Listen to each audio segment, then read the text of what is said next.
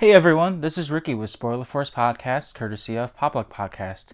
You can find more episodes of Spoiler Force Podcast on Apple Podcast, SoundCloud, YouTube, or on Facebook at facebook.com/popluckpodcast. Spoiler Force Podcast! I choose you!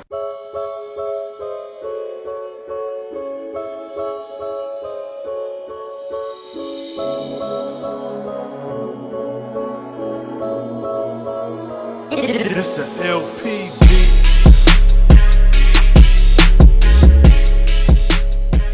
Alright, and we're live. This is Spoiler Force Podcast, episode 16. This had quite the, I guess you can say, hype to it because I actually promoted this episode. So I just got back from MJR. I watched the film The Good Boys. That was a very comedic film by Seth Rogen.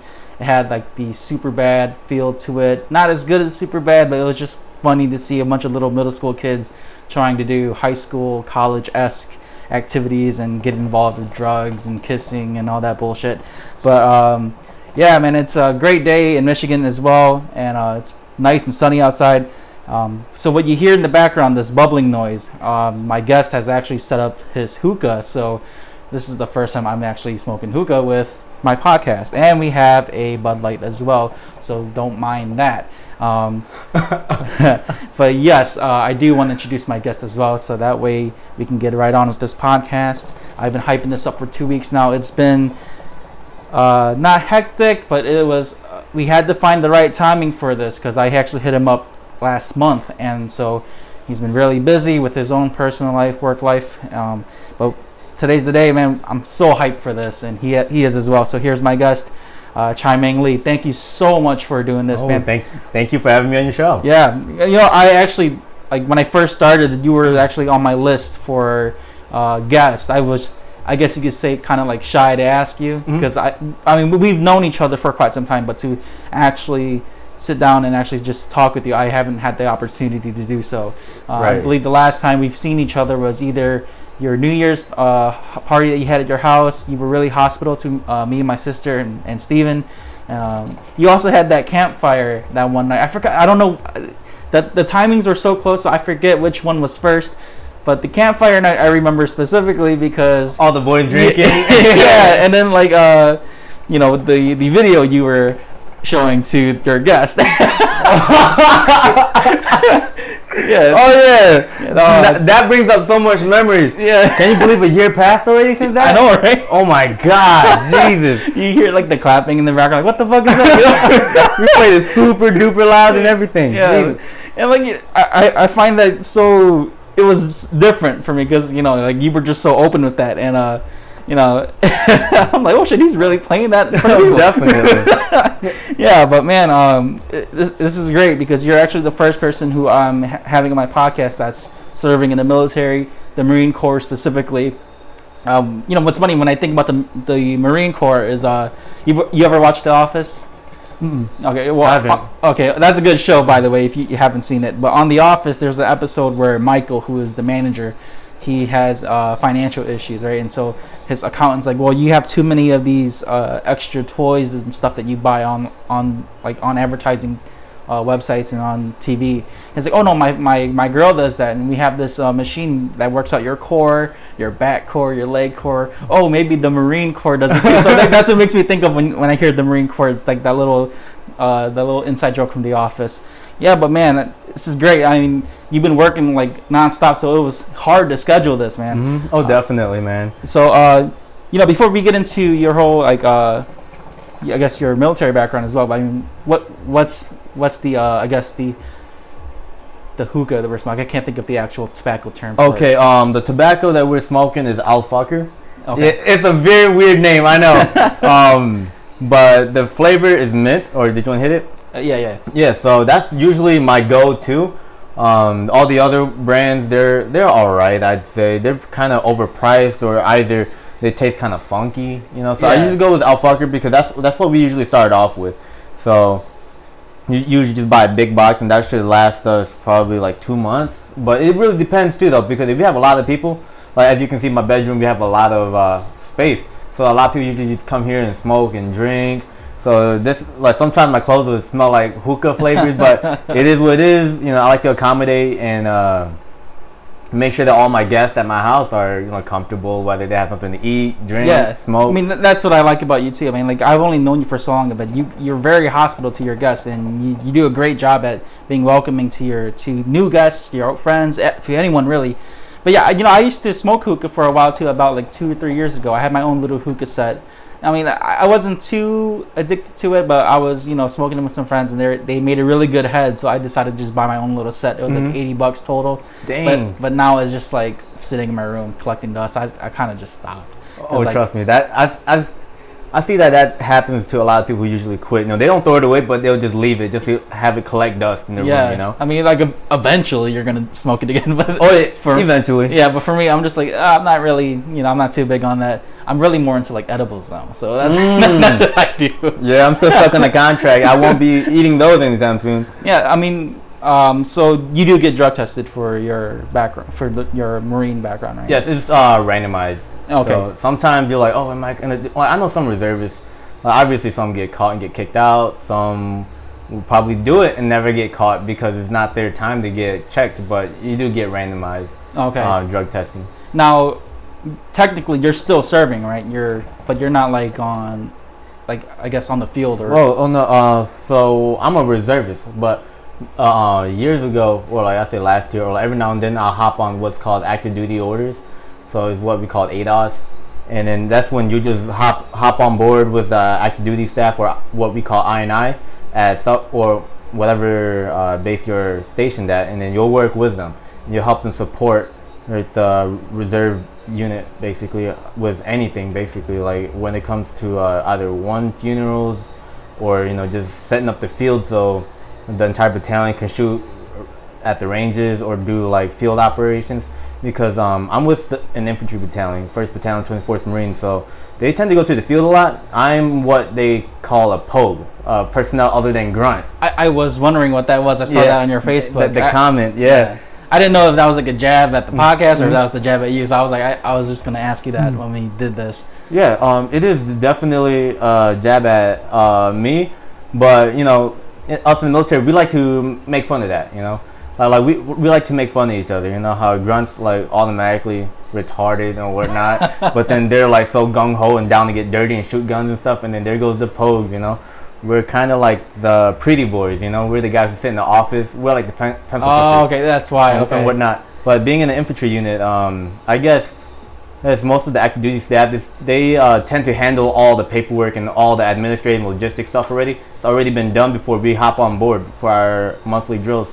We'll get there, you know, just draw rifles and go out to the field. Like, you see my post a couple weeks back, I had a bug stuck in my ear.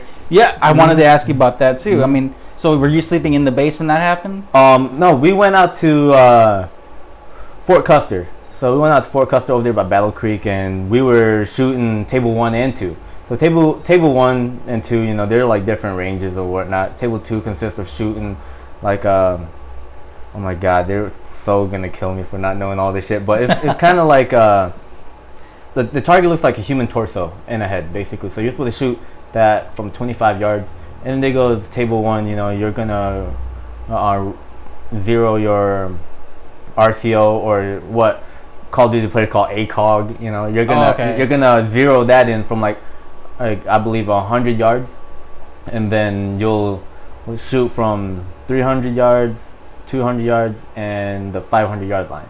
So you have to shoot from the standing, prone, and the kneeling. No, I believe, and the sitting. All right, the sitting one is my absolute favorite one because you're just comfortable. But are you sitting on a chair, or are you actually sitting? Oh, you're just sitting on the floor. On the ground. Oh, yeah, okay. yeah. So your legs like crisscross and whatnot, and then you have like ranged coaches teach you how to shoot. Like, hey, don't put your joints.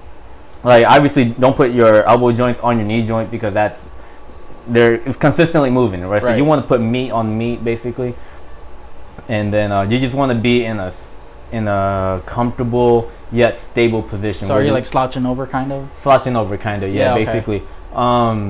It really just depends on what you're comfortable with. You know, I've seen people shoot differently. It really just depends on their own style. You know. Okay. So like the bug came into your ear while you were shooting or something? Oh no, we were sleeping. So the very first night we got to Fort Custer, right? So we set up bivouac site. Bivouac is where we sleep and just put our gear down. So it was roughly 11 o'clock at night, and we were just sleeping. I didn't set up a tent. Some people set up the tent, and some people brought the sleeping bags. But we used to have this battalion commander. His name is Lieutenant Colonel Sun. So he always told us that, hey, we're expeditionary unit. We're always on the go. There are no tents. I'm like, okay. So I usually just bring out like what we call a bivy sack. It's kind of like a sleeping bag or like a blanket in a way. Okay. So I usually just bring that out. I really don't care. I'm like, I'm pretty sure there's no bugs crawling in my ear or nose while I'm sleeping. But like you're sleeping outside pretty much. Yeah, so basically just me in a blanket on the floor with my head on that pack right there in the corner. Oh, damn. Yeah, that big pack is what we call an LB pack, Don't know what the acronym stands for. It died out after a while, but yeah, so my head was just resting on it. I was just sleeping. It was roughly 11, and I felt something crawl up in my, like, closer to my ear, right? So, most of the time you feel like a fly or something go by your nose or your ears. You usually just swat it away, right?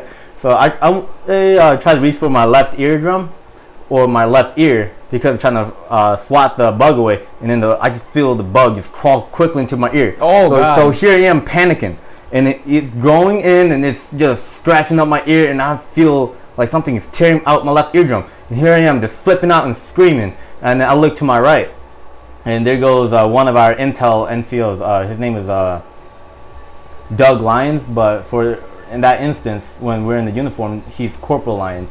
So I told him, hey, because he was still up touching his phone, I'm like, hey, can you shine your light in my ear? I think a bug went in there, right?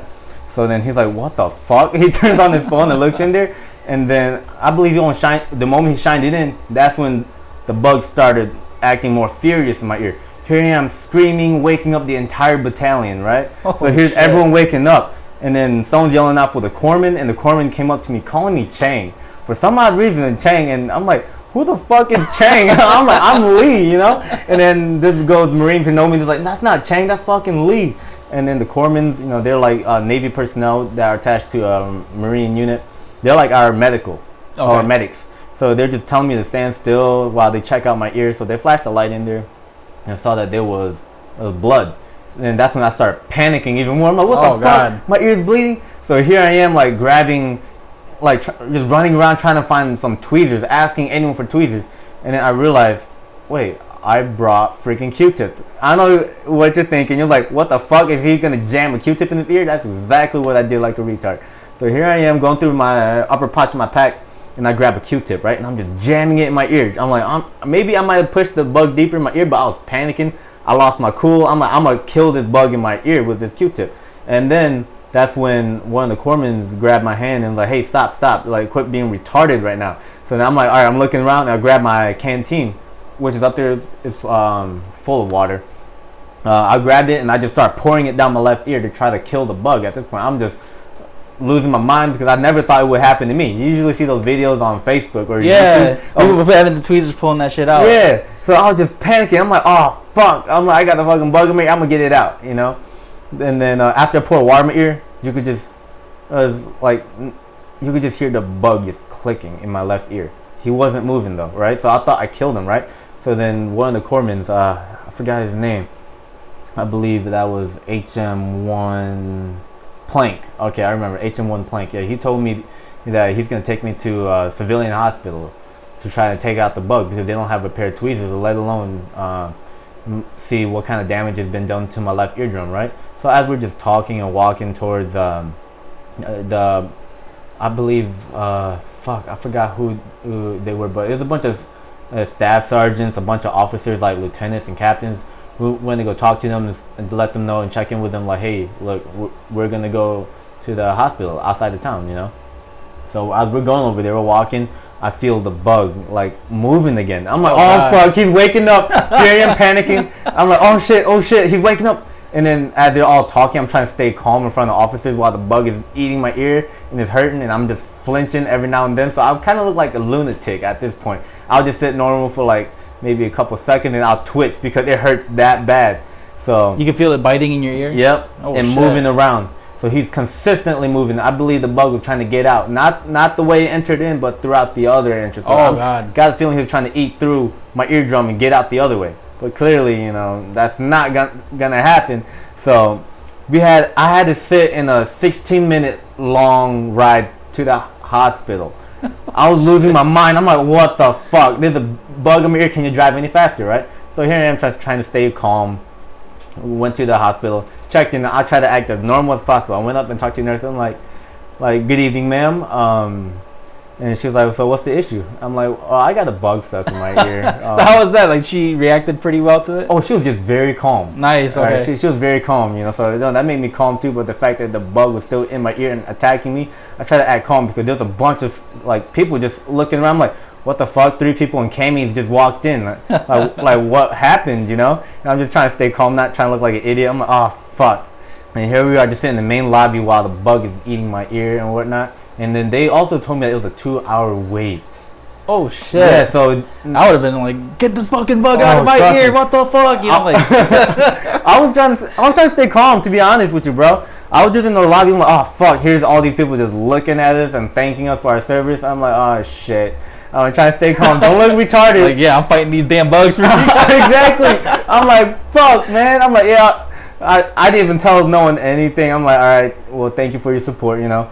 The corpsman and one of my buddies, Lance Corporal Shorts or Chris Shorts, those two just took a nap because this was probably like midnight, right? By the time we got to the yeah, I believe it was roughly midnight, and suddenly I feel my ear dripping, right, on my shoulder, and then I'm just reaching over to my ear to just try to feel like, why is it wet? And it's blood. So then I just asked the corpsman, like, hey, do you have any tissue on you, or is there any tissue to your right by any chance? He said, no. So you asked the nurse. So I went to the nurse, and the nurse is just looking at me all weird. I'm like, do you have a piece of tissue? And she said, what's going on with your ear? I said, oh, I have the bug in my ear still. And she said, oh my God, okay. So she went to go relay the message to the other people working there, and they came out and told me that I'm a yellow patient, right? Like, I get it. I'm Asian. What the fuck? Right. I'm like, fuck. I'm like, what? A yellow patient? I'm like, that's a blunt way to say it. Yeah. But I guess that must be some sort of way that they, a category they might have tossed me in. Like, I guess the severity of it, I guess. Right. So then they rushed me in. They had a doctor check me out and whatnot. So they'll just, I remember the doctor just grabbed this little tool to look in my ear. And he looked in there. He was like, that bug's big. I'm looking in there. I'm like, what the fuck? And I asked him, is it poisonous? He's like, no. But he showed me a photo, and he's like, this is what you have stuck in your ear. And it was a June beetle. Those bitches are huge. Yeah, yeah. And I'm like, how the fuck did it fit inside my eardrum, you know? But then, obviously, my dumb ass used the Q-tip earlier. So that's might have been one of the reasons why it got jammed deeper in my ear. So they said that they're just going to try to pull it out with some tweezers and whatnot. So as they're sticking it in, I could just feel them pushing the bug deeper in my ear too, or like all you heard was like crunching. Did it hurt though when they were? Oh my God, it hurt so bad I was screaming. It's probably, okay, I would say it's probably on par to getting your nuts kicked. Oh, right, shit. But on your ear, like it's basically, you clean your ear with Q-tip and go a bit too far and they just tap your eardrum and that shit hurts. Yeah, you feel like that spike of pain, like spike of pain, but that was consistent. Oh God. So the fact that they didn't have the correct tool, so they'll just stick it in with the tool, see where the bug is at, take that tool out, and then try to go to tweezers blindly. So they don't even know how deep or how far to go with the tweezers. So they're like, all right, we're trying to flush it out with peroxide. Here they are, hit my ear with peroxide, and the absolute worst pain ever. My ear was just burning. They're hitting my eardrum with the peroxide, but then we were able to drown the bug. So the bug died in my ear, but then after many attempts, it probably took them like 4 hours. I was in the room for at least 4 hours, and for 4 hours straight, they were just hammering away at my left eardrum, trying to take that bug out. Oh, shit. Either trying to flush him out or using a pair of tweezers. So after 4 rigorous hours of me screaming and being in pain, I just told them that, look, I'm like, can we really take it out, or are we just gonna put me through any more pain? They said that they'll refer me to a specialist out in Kalamazoo. I was like, oh my God. And they're like, yeah, but they don't open till 8 a.m. So here's it's 4 a.m. and they don't open till 8 a.m. And I'm like, fuck my life. I'm like, I have a dead bug in my left ear now. So we had to go back to Fort Custer and we had to go check in and say, hey, look, we're back. the bug is still stuck in Lee's left eardrum, and it's a June bug, and everyone's just shocked, and they're just like, what the fuck? Like, how the fuck did the June bug get in your ear? And obviously I told them the story and whatnot, and I got a nickname called they call me June bug out there the entire weekend. They just call me June bug. I'm like, oh fuck. So I was just chilling for a bit because the entire battalion is about to start shooting table 1 and table 2. But the fact that I have a dead bug in my left ear, I wasn't allowed to qual. Right. Yeah. So not only that, but we had to wait until 8 a.m. to go shoot. But by the time, I believe they were gonna start the ranges at, I believe it was 5:30 or 6. So the corpsman and the Marine that came with me barely even slept, and they already had to go qual. Well, the Marine did. The corpsman didn't have to go qual. The corpsman was in charge of taking care of me taking me to the hospital. So here he is. He's probably tired as fuck. I can only imagine what he's going through. He's probably tired as fuck trying to shoot table 1. But yeah, we went back to the bivouac site. The corpsman went to go do his thing. I took a nap, with the bug in my ear. People were just waking me up and say, "Hey, did you get it taken out of your ear?" I'm like, "Hell no, it's still stuck in my ear." So by the time it hit 8 o'clock, we started calling around and say, "Hey, we were referred to you by this hospital. What's the earliest time?" And they said, "Well, we're busy, but you'll have to come back in on Monday." And I told them, "I'm not waiting until Monday. It is Thursday when this happened. I'm not going through the entire week and waiting until the next business day to have a bug taken out of my ear." So I believe we contacted a different ENT, ear, nose, and throat specialist, and they said, yeah, they'll take us in right away, And then we were doing some sort of TRICARE. It's like some sort of military insurance. They said that TRICARE, they were down for some reason that day, so I had to use my own personal insurance to cover it for my left ear. We went in there and they pulled it out, but then they pulled it out in pieces with a tweezer. Oh man. Yeah, so because they said it was dead in there, and not only that, but the bodily fluids and whatnot is still in my ear, so they had to flush it out too. But then they took out the torso and the head, and all I saw was the bug, and it was covered in blood. So you ever go kill cow and pigs with like your relatives and whatnot, and you see like, I've done it once. I can't do it, but I know what you're talking yeah, about. you know how dark the blood gets, right? Yeah. So that's what the bug looked like. I'm just like, holy shit. And it was like, yeah, you got some damage to your TM. I believe that's like, I forgot the T stand for, but the M was like membrane. It was like a certain part of your eardrum. So basically the bug was just just clawing its way through my left eardrum. So then we did a audio test and whatnot to see if I have any hearing loss. I didn't, but every now and then you will hear like a ringing noise out of my left ear. So I was like, well, that's a good thing though. I was going to ask you that next too. Mm-hmm. Like, hopefully you didn't suffer anything like crazy in your left side. Oh no, thankfully. They even gave me some weird steroid freaking shots where I could just put like 5 drops in my left eardrum to try and cool down the swelling or numb it out so it doesn't hurt every now and then. But everything's been going well after that. I just been terrified of bugs since. So if I go camping next time, I'm definitely gonna be wearing earplugs. Oh, for sure. I mean, like, to just even hear your experience, man. Like, holy shit! Like, you're working in the military, and the thing that you would like the thing you would least worry about happens to you. Out of all things, like a bug fucking went into your ear, man. Like, right. It's the last thing you would expect. And I saw the picture on your Facebook, man. Holy shit, that was like almost like what, the size of I guess like a dime, or like pretty close. About a dime. Yeah. That shit's crazy. Or like lengthwise, yeah. And it was like, it's insane. Like, that was in your ear, and like I remember when you posted it, everyone was commenting like, holy shit, that went in your ear and all that, man. But I mean, you've got a story to tell, but at the same time, though, I mean, like, that fucking... Worst experience. Yeah, that fucking sucked. And what's crazy, too? Like, literally, just 2 days before a bug crawled into my ear. You seen my Facebook video? I was just eating lasagna, right? Yeah. And I was wondering why my Parmesan cheese was moving. I'm like, I know it's early in the morning. This is like 7 in the morning. And I'm eating this Parmesan cheese. I'm not. I'm eating lasagna, and I'm just wondering, why is my Parmesan cheese moving? And I'm just looking at it closely, and it's a fucking maggot. Oh, God. Yeah. I was freaking out. I'm like, oh. And I just went to the bathroom, started gagging, and started puking it out, shoving my freaking pointer finger down my throat and just trying to puke. I puked it all out, and I'm just like, oh, my God, this is so terrible. So my mom's like, here, look, take 2 shots of Jameson, right? And try to kill the maggot in your stomach. I'm like, all right. So then I took 2 shots, and then I went to work. loopy and twisted because not only did I have 2 shots of Jameson, but I have an empty stomach, right? And I ate some spoiled lasagna with maggots all over it. So I was like, oh shit. So here I'm just sitting down I work at United Wholesale Mortgage or United Shores over there in Auburn Hills or Pontiac. I work over there. Here I'm just sitting down for like not even 30 minutes, and I feel twisted out my mind. I was just sitting there. I'm looking at all these documents and title documents and the fact that you drove to work after taking 2 shots. Yeah, I know. Oh man, this is probably something bad to say on your podcast, but yeah, I admitted to that. You know, I went to work twisted, drove on the shitty ass I-75 all the way up. I was like, oh god damn. And then the crazy part is, I had to drive all the way back home too, and I felt like I was gonna throw up. So I just took the trash bag out of my trash can under my desk. And I just told my team lead, I'm like, hey, I'm going home. I'm twisted. I'm fading in and out of reality.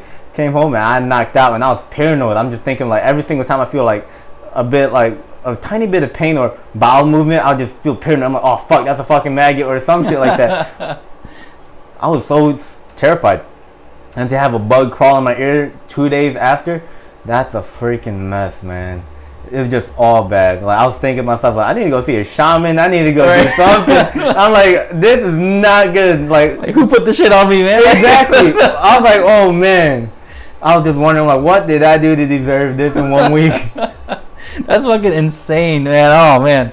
Yeah, I mean, I don't think maggots will be too bad. I mean, if you've seen Bear Grylls, he's eaten maggots. Oh yeah. Before. But the fact that I've had that experience too, where you see bugs crawling in your food, and it just not only does it spoil your appetite, but just how it looks. You know, it's because now you're freaking out and wondering how much did I eat. Right. To be honest, I feel like it's crazy. You ever seen that video on Facebook where they're holding a fly with a tweezer over like a plastic, some sort of clear plastic bag or something, and as you see them holding the fly is consistently dropping maggots on the surface. So it just makes me think, I'm like, if it takes less than a second for a freaking fly to lay a couple maggots on your freaking food in a matter of in split seconds, can you only imagine like what happens outside when people are barbecuing or whatnot? Oh or like, god, yeah, I know. Yeah. Now it makes you like, I don't want to cook outside.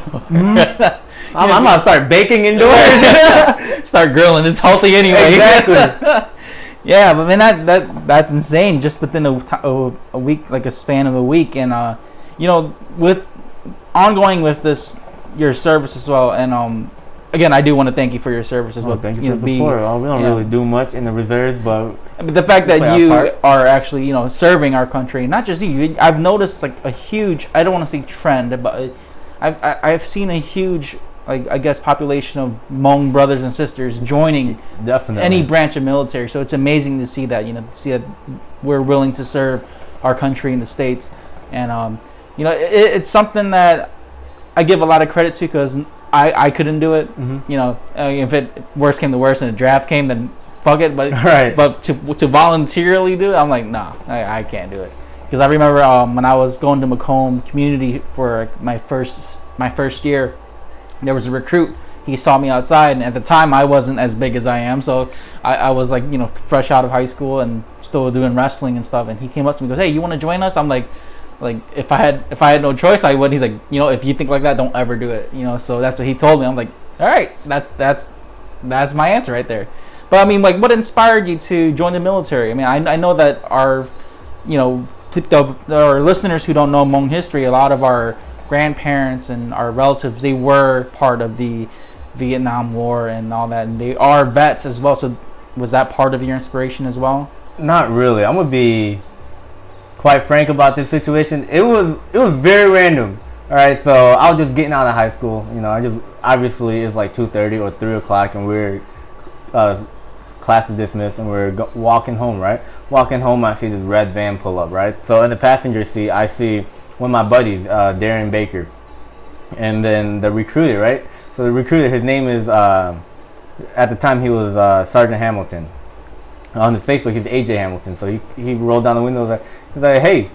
He's like, what are you doing? And I was like, walking home. And he's like, you interested in joining the Marine Corps? I was like, oh no, I'm good, sir. And then he's like, So what are you about to do after high school? I said, oh, I'm gonna go to Macomb Community College. He's like, all right, what degree are you getting? And then my dumb ass said, I'm gonna get my bachelor's at a community college. I'm like, I'm gonna get my bachelor's. And then he puts me in check, and he's like, you can't get your bachelor's at Macomb. And then I was a lost ass freaking senior. I'm like, oh, well, I didn't know that. I was just totally go to Macomb right after high school. So then he was like, all right. He handed me his card and like, hey, I think he handed me his card and told me to call him when I get home. And then I remember I came home, I called him to see what's up, and then he told me and my dad to go over to the recruiting station right there on 12 Mile and Mound, right next to, right now it's next to Menchie's, but before it wasn't Menchie's, it was just an empty little retail lot right there. But that recruiting office right there, we went there, they would just ask me like, oh, how much crunches I can do, how much pull-ups, how fast I can run a mile and a half, and whatnot. So they're just trying to ask me about how physically shaped I am, if I do drugs in my in any gangs or whatnot. But in high school, you're testing. I'm like, oh fuck, I do got a little bit of weed in me, but my dad don't know that. So I was like, ah shit. I'm like the reckless high school life of mine. So they're just telling me to quit marijuana. They were just telling me to get in shape. So after a while, it took some convincing, So they had I know he definitely didn't convince my mom and dad, but they reached out to another recruiter. His name was, I forgot his name again. Was it a Hmong guy? No, it was a gunnery sergeant. He's a white guy, but he grew up with Hmong people. Okay. Yeah. So apparently his dad was like in the CIA or whatnot. So he was in Thailand, one of those refugee camps for a while, and he used to play like these marble games with the Hmong OGs back then, and the Hmong kids over there in Laos. So he knew like the Hmong culture in a way. So he was just talking to my mom and dad, and then they kind of built that median, the happy medium, where I'm like, look, I understand that you got a very family oriented. We could find a way where your son isn't stationed overseas or in a different state, but your son can be here in Michigan, and that's through that's by being a reservist. That's what they would say. So not only that, but that will allow me to go to college as well. Perfect. So that's what my mom and dad had agreed to. So when they asked me about my MOS, like what we call military occupational specialty or your job, they're just asking me what I want to do. And realistically, I didn't even know. I was like, well, I'll do anything. So it's an open contract. So when they say open contract, it just means whatever the Marine Corps needs or that unit needs, that's what your job will be. Right, so you just fill up the empty spaces pretty much. Exactly. So I was an open contract. Reserves, in order to get benefits, would be 6 years of reserve. I'm sorry, folks. There was something going in and out. I think it might be my mics. Can you kind of just repeat that again? Where I left off. The open reserves. Oh, okay. So the 2 years after your 6 years being in reserves called inactive reserves. So you can go home, you can do your thing. You don't have to check in anymore. If you do go to war within those 2 years of your inactive reserves on your contract, then yes, you will get called back to serve again. Okay. Yeah. So that's what the inactive reserve is after your 6 years of mandatory drilling. So. Are you still under that 6 year, or are you done with that? I am still under that 6 years. I'll hit my 6 year mark, and I'll be checking out in January 7th. Okay. So just of next year. So I got like a couple months left, and then I'm out. Okay. So, if they were to ask you to go overseas, would you have to still do that, or was that something that you can refuse to do? From what I've seen and what I've heard, most of the time people would sign up. They'll give you an option. Like I remember. I believe it was a year or 2 years ago, they give you an option. Either you do an annual training over there in Morocco, that's what I did, or you get deployed out to Georgia or deploy out to the Central Americas or your Afghanistan. So everyone just putting the name on rosters like, hey, I want to go here, I want to go here.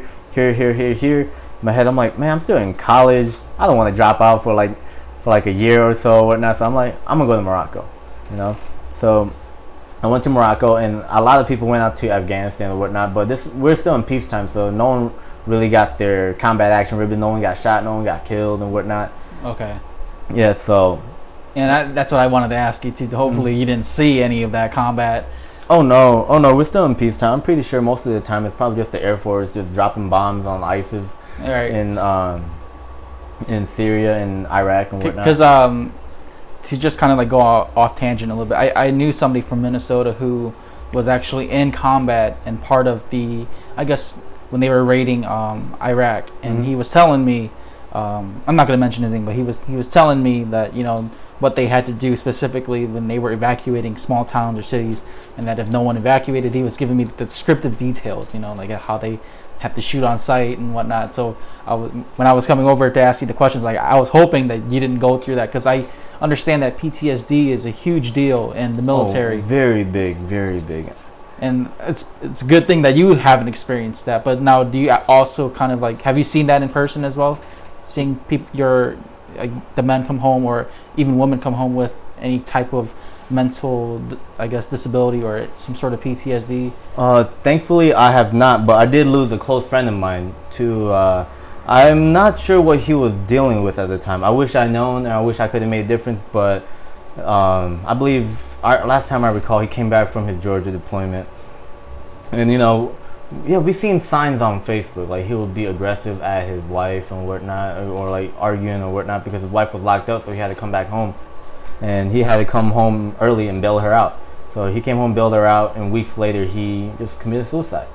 You know? Oh, man, sorry for your loss. Yeah, definitely, and sorry for their family's loss. Yeah. Yeah, Michael Wikes, Sergeant Wikes, I remember. Good guy, very motivated, in shape. Funny. Yeah, I'd say all Marines have a very dark sense of humor, you know. And then like whenever he was at drill or in uniform, you couldn't even tell. He was almost like a bro, right? But I'm not sure what he was battling inside, because you know what they say, like they say that the people who last the most are usually the one who's feeling the most pain. Yeah. Basically, I'm pretty sure that's probably how he felt, and he killed himself, you know. I've heard other things too, but I won't discuss because I don't believe that I'm in the position. That's their discretion. Right. But we don't want to get into their details. But you know, I mean, mental health overall is a huge deal, but it's a bigger deal with our vets, especially because we don't know what they've gone through. And yeah, I mean, again, it's a good thing that you've come home okay. And to those who are listening right now, if you do have someone that's battling mental issues, or you know that's serving as well, that's battling mental issues, please contact the suicide hotline as well. They'll always help. And you know, notice the signs first, man, because it's always people say it all the time, and if you don't notice those signs, you have to always just observe them, and if you feel like they need help as much as you can. But again, man, that's a very sad loss as well, because with mental health as well, it's disguised very well. You know, it's something that you'll never notice. So it's, I mean, I don't want to say like it's something that you have to always bug them about, but it's, if you don't ever check up on them, you'll never know. I mean, it's different too, because like a lot of people take mental illness very lightly. You know, like their music, especially entertainment, they're pandering off that now.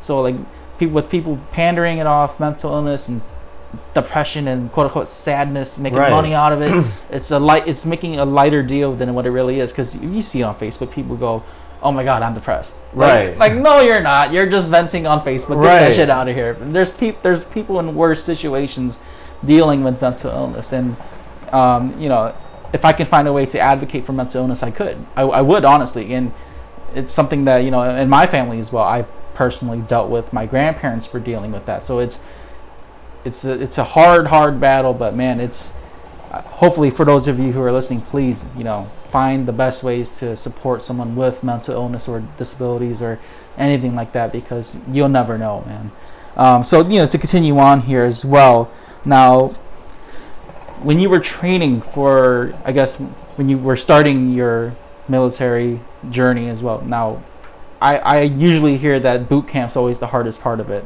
Now, was that true? From a lot of active duty friends that are in the infantry, MOS, they say that boot camp is the easiest part, because their day-to-day life and ITB, or infantry training, was a whole lot harder, right? But then I'd say for us, POGs, I would say, boot camp, it was pretty rough. A lot of people can say, "Oh, they would do it again." No, the fuck they won't. I'm like, hell no, they won't. Because, you know, they treat you like shit. But they treat you like shit and make you feel like shit. So they break down your foundation and your pride and build you back up. So I used to say the N-word a lot. I used to say, like, I used to speak a lot of slang and whatnot. Yeah, I say when I'm comfortable around my friends or whatnot.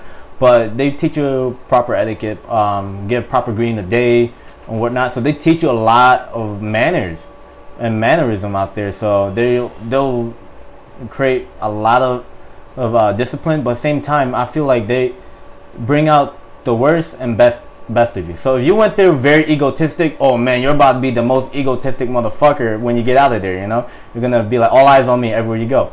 But if you go in there and you're very polite and very humble, you're about to be even more polite and humble. Or you go in there wanting to seek knowledge, oh, you'll be very knowledgeable by the time you get out. So I feel like the boot camp is kind of like a steroid for your personality, your persona. So with that being said, it's also very physically challenging, I would say, especially for a lot of people who aren't physically in shape. You know, if you're like a band student and you go straight into boot camp, oh, you're gonna get destroyed.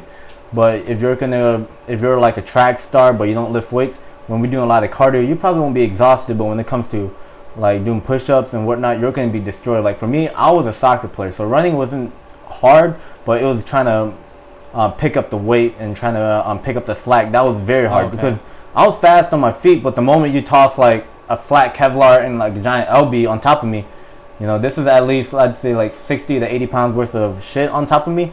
Now I'm like, and you're running with that on your back, right? Okay. So literally, I was just dead. But after a while, after weeks and weeks and weeks of training, you know, eventually you get stronger. You know, some people lose weight. You know, people go in fat, come out skinny, and it's crazy. A lot of people go in buff and come out a bit slimmer too, because we just do a lot of cardio. We don't do a lot of lift weighting. Right, like body, what's more like body weight. Yes, body weights, and it's crazy. You'd be surprised, but some people that are very buff in the Marine Corps are considered overweight. Really? Yeah. Now, do they check your weight too? They check your weight. So they'll do what's called height and weight. So they'll just check how tall you are, and they have a scale. So if you're like a certain height, you're supposed to be within a certain weight range. You know, some people. So they have you like, I guess required at certain weights then. Okay. Yeah. So, I believe I believe you could get a waiver for it. Like if you're just all muscle, like a straight up tank, then there's waivers for it, whatnot. But I believe, from what I heard, the reason why you're supposed to be a certain weight is because, let's say we do go into combat and you do get shot, you know, it's easier for your buddy to carry you. Right. Yes. Right. Okay. So I can see that logic or whatnot. Or some people say, oh, you look better in your freaking uniform or whatnot. And then realistically, I just think that's bullshit. I'm like, whatever. I've seen fat people in their blues. A lot of Marines in the reserves they tend to lose themselves. Like even right now, I'm losing myself, but I'm at the end of my contract, so I'm like, I'm okay with my beer belly at this point. You know, I'm about to have that moment beer belly, so I'm like, all right, I'm pretty happy where I'm at. So when you mean by losing yourself, like kind of just physically letting yourself go, kind of. Yeah, physically letting go. I feel like that's a trend. A lot of the Marines that I see, they usually get out either fat or they'll just get out not really trying on their physical test. Right. Like, I'm like, I'm just gonna do the bare minimum. Right, because they know they just got to meet the requirements and they're set to go. They're out basically. So I feel like it's kind of like high school, you know, where when you're a freshman, oh yeah, I'm so pumped, and you're a senior, and then you got senioritis. Right. You don't even want to get up for this. You're like, I'm like, can't wait to get this done over with. So I'm just getting hit really hard with that Marine Corps senioritis right now. I did want to touch back a little bit on your boot camp experience as well.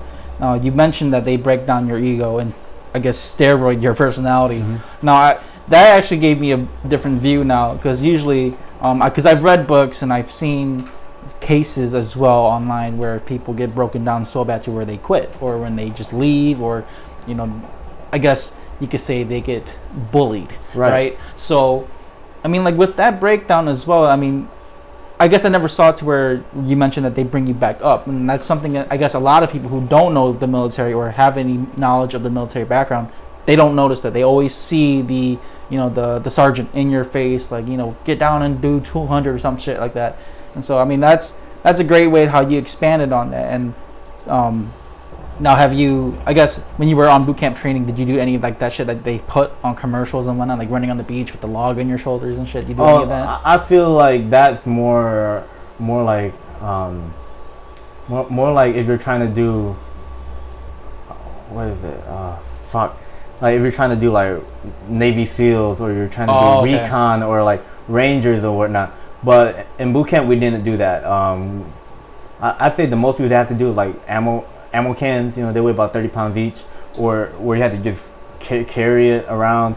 Or most of the time, it felt like military academy or like college, or Yeah, it just basically felt like college. You wake up, you go to class, so you'll grab your rifle, you'll march to class, and then you'll learn about Marine Corps history and whatnot. And it's crazy. It counts as boot camp, and that all that knowledge they learn in boot camp, that's considered 15 points of history credit in college.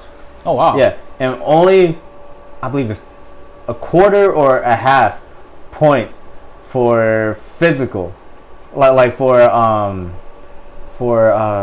what is that? For health and fitness and whatnot. I don't know why, but we do a lot of rigorous training. So I'm like, it's bullshit how it doesn't even count.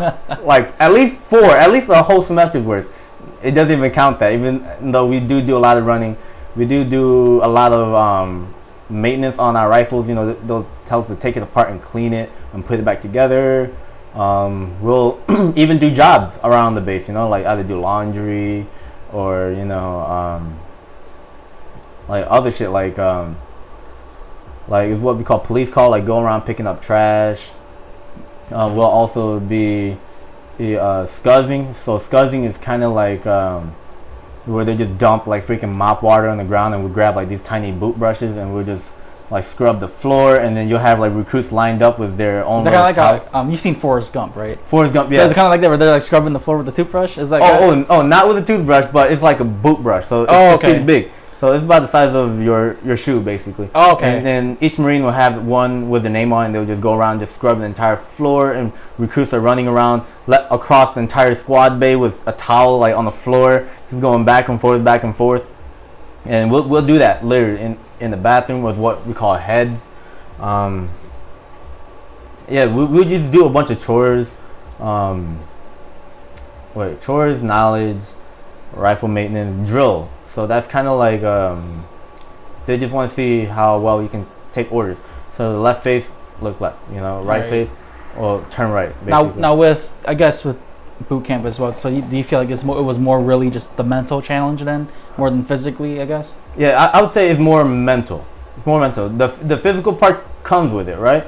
Even though you go in out of shape, you'll come out, in shape. If you go in not knowing military knowledge, you're gonna come out having military knowledge. Most people that do JROTC and whatnot, they go in with an ample amount of knowledge about it, right? So they have that good head start. But whereas people like me, jump into it. Yeah, a high school piehead not knowing what to do, just jump right in. Like, what the fuck did I get myself into? I remember. Do you know a guy named Sean Moore? No, I don't. Okay, so he's one of my buddies. He's one of the Hmong guys over that plays volleyball. So, me and him went in together, right? So 2 Hmong guys in Charlie Company and Paris Island. Shit was funny. So I remember when they had this drill instructor come out and said, "All right, you guys, this is I believe it was their first or second night. They told us that this is our last chance. Like, we get to go home, or we're gonna have to pull through with the rest of this 13 months of training." I looked at him, he looked at me, and then I'm like, "Are we gonna get up and leave, or are we gonna stick through it?" We're just like, "Fuck it, we're gonna stick with it," So most of the time we'll just be talking Hmong to each other, or we stuck next to each other and pulled each other through, basically. So and we slept either next to each other, like on the 2 separate racks next to each other, or he slept on the bottom, I slept on the top of the rack. Yeah, so me and him, we went through boot camp together, went through a different training afterwards, which is called MCT, Marine Corps Combat Training, is what you got to do after you're done out of boot camp. Okay. So is that like the hand-to-hand stuff? Well, hand-to-hand, you'll learn that in boot camp as well. Okay. They'll get you up to your very first belt, which is a tan belt. Right? And don't get me wrong, like, don't look at the Marine and be like, "Oh, they probably can fight and whatnot." Well, maybe they got a black belt, probably. But you see someone with a tan belt telling you they know how to fight. If they didn't learn how to fight outside the town and they learned how to fight in the Marine Corps, they probably get their ass beat out in town. Like, literally. Like, I do not recommend anyone with a tan belt to try to go out to a bar and try to fight anyone. Like, definitely not. You will get killed. Or I would say, I would even recommend a black belt to try and box, or try to even fight a female professional MMA fighter. I mean, like, I'll get wrecked. I'd figure, because a lot of people in general believe that anyone that's gone through some sort of military training has a physical advantage, and they always commercialize it and always show, like, I guess you get a better praise out of it, right? Because mentally you go through some sort of training that no one would normally go through. And this goes to my next question as well for you. I mean, like, have you tried to pursue any more combat training as well to, I guess, increase your physical knowledge of combat? Not really. If anything, how combat works, like in combat operations, just from me picking their brains is how I would learn it. Yes, there were opportunities where there's like, hey, you want to get a different belt? I would be like, no, not really. Realistically, throughout my entire Marine Corps career, it was a matter of how I would make a living outside the Marine Corps. Because the Marine Corps is always going to be there, but your contract and your career won't. Because, you know, people, eventually their contract's going to be over. And then they have to start a whole new life outside the Corps. Or they're going to have to, basically just trying to start their own life with what they have. And like, oh, well, I have this much amount of years of experience in the Marine Corps, but how can I use this to find a job when I outside the Marine Corps, either it's be a cop or into mortgage or whatever. So it's just a matter of trying to hone my craft. I'm like, all right, you know, I'm very charismatic. I like to talk. I like to sell. So what can I do? So I'll just go around just asking officers, staff NCOs, or anyone. So hey, what do you do outside of here? Is there any tips you can give me? I'll just pick a lot of people's brain, but a lot of people, they tend to just tell you what they do, give you a couple of hints here and there, and then just leave you to the curb. All so right. you have to take what you can, because obviously it's the Marine Corps is kind of like one of those people. It's kind of like one of those jobs where you just go in, do your job, and go home to your families. It's kind of like that, but you'll build some bonds with some very good people. Like some of these people, you're gonna be hitting them up after your contract is over, and there's gonna be some who be nothing but a memory, and sometimes you'll even forget their faces and their names. You know, so it's kind of like college. You see a lot of faces, you'll talk to a lot of people, but there's only a few who will stick with you. All right. So, again, just to so I mean, did they offer any, like, I guess you could say, like, military boxing courses or any wrestling courses? They offered that. It's what they call McMap, so it's a mix of everything. Oh, okay. Yeah, so it's kind of like Marine Corps MMA. Basically. All right. Perfect. I mean, I'm a huge MMA fan, so I just had to ask that as well, because there's a UFC fight. There was a UFC fighter. He's a commentator now. He was in, I don't know what branch he served specifically, but he was in the military, and he fought quite a bit, and he built a name for himself to where he can get to be a commentator for UFC. So that's his name's Brian Stan. He's a pretty decent fighter. He was a brawler kind of. Yeah, but I did want to touch up on the whole career choice. You brought up a great point. Usually most cases goes where people who come out of the military either are successful or they're not. There's like, I never seen anyone who was actually in the middle.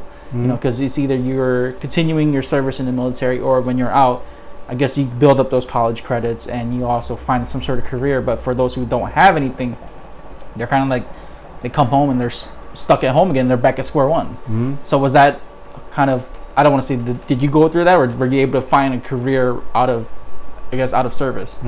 Realistically, I came out, so obviously all I had was boot camp training, Marine Corps combat training, and my job training, administrative specialist. So I knew a little bit of admin here and there, but that's the admin that you do in the Marine Corps.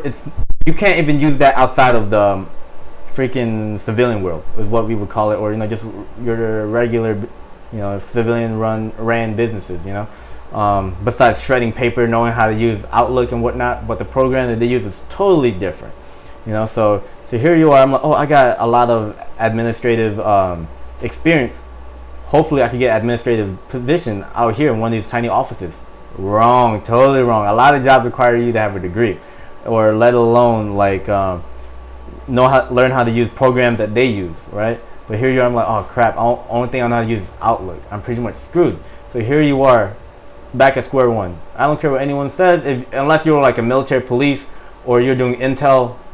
If you're like a cook, that you could probably be a cook or whatnot. But a lot of the jobs that people have in the Marine Corps, they don't really. I mean, it would be smart of them to try to use the experience that they learned in the Marine Corps and try to find a job that's related to their job in the Marine Corps outside in the civilian world. But most of them don't. So I've seen people who are a cook or administrative specialist in the Marine Corps and come out and do something totally different.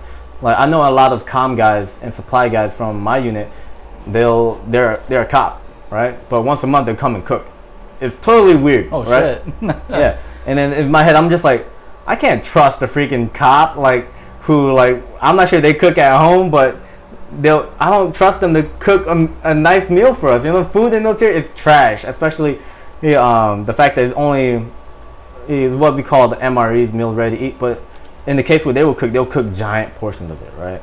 And they still fuck that up. They'll still fuck up the eggs, the bacon, and I'm just thinking, man, I'm like, this is your job, but I get it. Outside of the Marine Corps, you don't cook. You're a cop, or you're either a bartender, you're either Ubering, or you're probably a CEO, or social media manager somewhere else.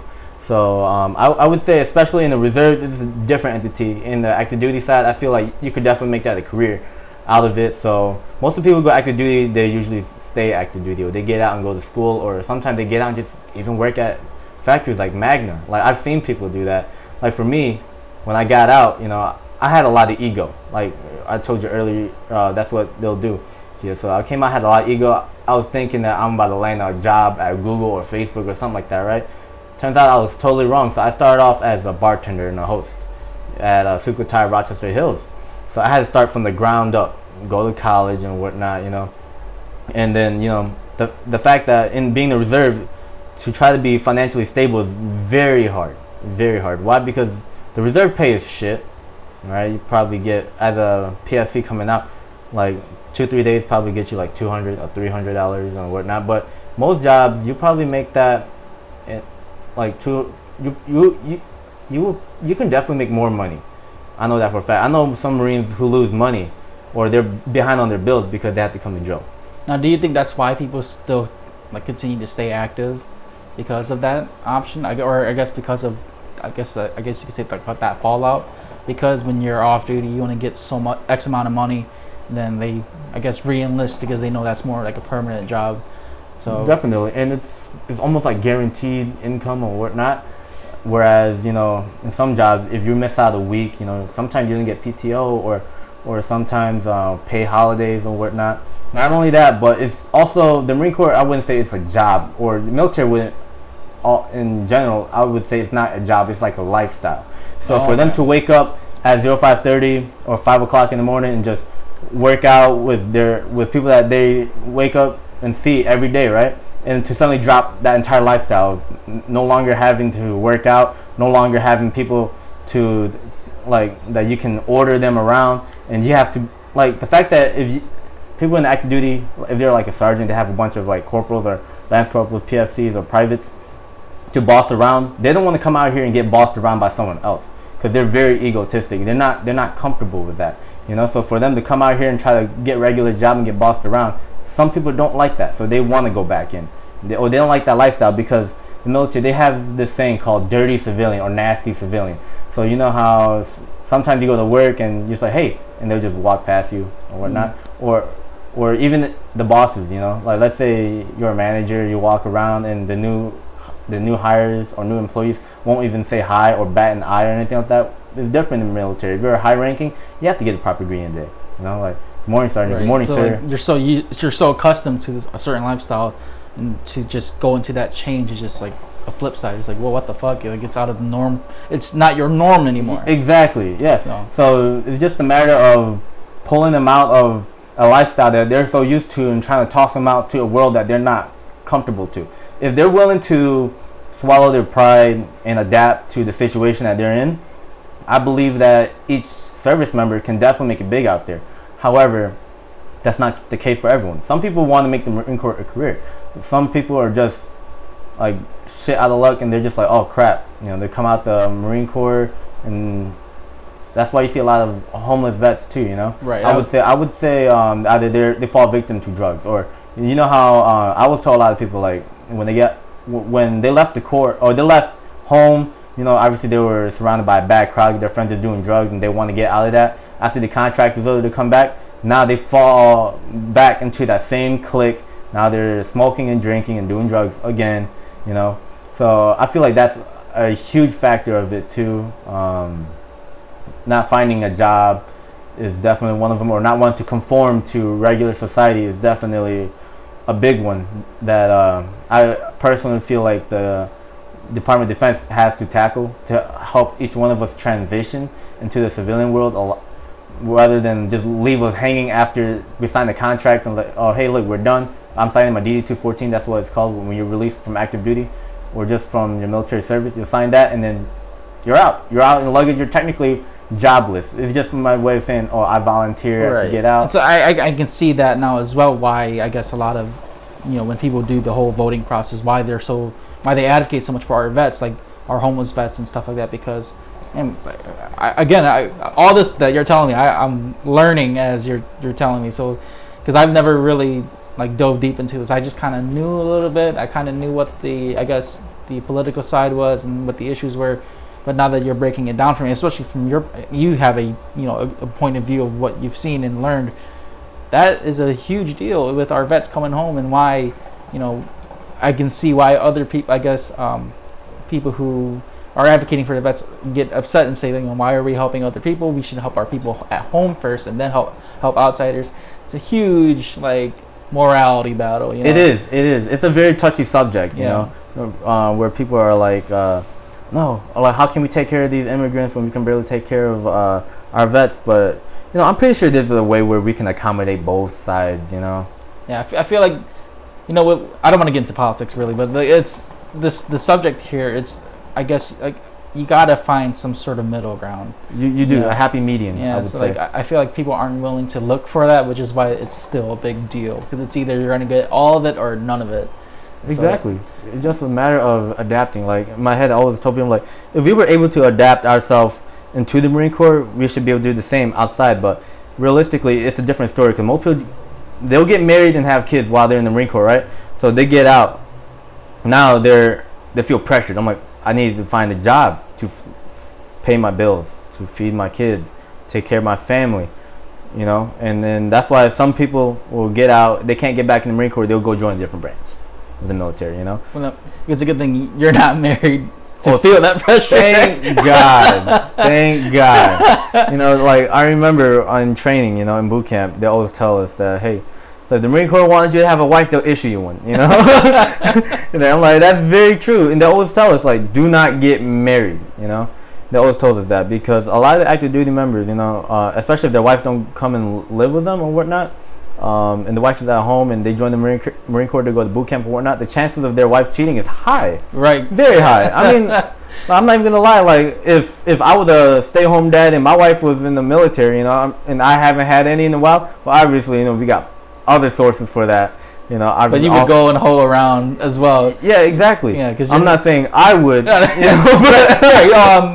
I guess you could say theoretically. Yeah, you have to step in their shoes too. If you think about your husband on tour for a while, hypothetically, that's hypothetically, yeah. You're gonna feel lonely, So military marriage, the fact that the divorce rate it's so high, it's ridiculous. I've seen Marines that get married and I like their post on, oh, congratulations, on their Facebook months later, and they're in a divorce.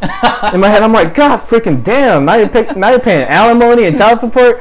I was like, God damn! On top of the whole job issues and all that. Oh man, that sucks. That is, I would say, the biggest headache. And I would honestly say that the Marine Corps, they teach you how to be a good Marine, but they don't really teach you finance or how to make really smart decisions. I've seen PSCs who make I would say $1,700 a month or whatnot get married right off the bat just so they could get out the barracks. They don't have to high school all over again. Man. They don't do shit. You think about it. You have all these high school graduates, right? You give them a lump sum of cash, they don't know what to do with it. Now they're just like, oh, I'm out of mommy and daddy's house, I get to make my own decisions. They're not going to make the brightest decisions, They're going to be reckless. They're going to, Marines, there's this joke, and I won't say just Marines, but just service members, they get married quick. It's like, you want to get married quick? Talk to a service member, right? Within months, not even, within weeks, you would get married. Well, obviously, the service member want to propose to you. It's just the fact that either one, they want to get out the barracks, or two, obviously more money. Right. But I would say that's